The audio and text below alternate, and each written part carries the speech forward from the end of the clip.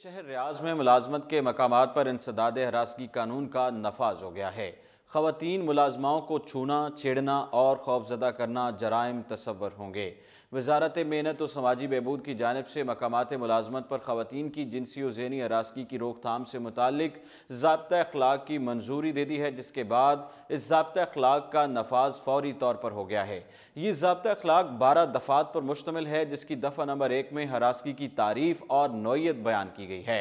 इस दफ़ा के मुताबिक दफ्तर में किसी भी शख्स को अखलाक से गिरा फिक्रा कहना या ऐसी कोई हरकत और इशारा हरासगी के जुमरे में आएंगे।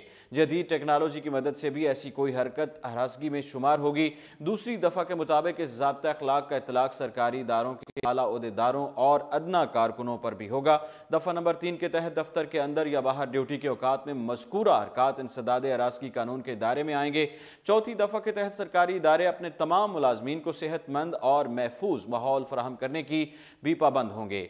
पांचवीं दफ़ा के मुताबिक दफातर में मर्द और ख़वातीन मुलाजमीन के इख्तलात की ममानत की गई है। छठी दफ़ा में मर्द सरकारी मुलाजमीन को ताकीद की गई है कि वो ख़वातीन का एहतराम करें और अपनी निगाहें नीची रखें। दफ्तरी मामलात के अलावा उनसे निजी नौयत की गुफ्तगू ना करें। ख़वातीन की तस्हीक या मजाक संजीदा सूरत में भी काबिल कबूल नहीं है।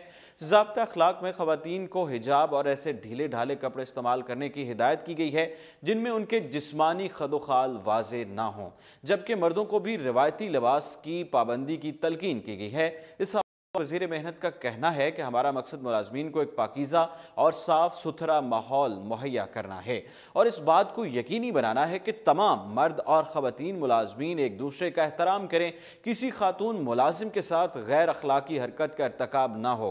अगर किसी दफ्तर में ज़ाब्ता अखलाक की खिलाफ वर्जी पाई गई तो ऐसी सूरत में मुर्तकिब अफराद के खिलाफ मुतलका इदारा कार्रवाई करने का मजाज होगा। फिलवक्त इतना ही और आप देखते रहिए उर्दू पॉइंट।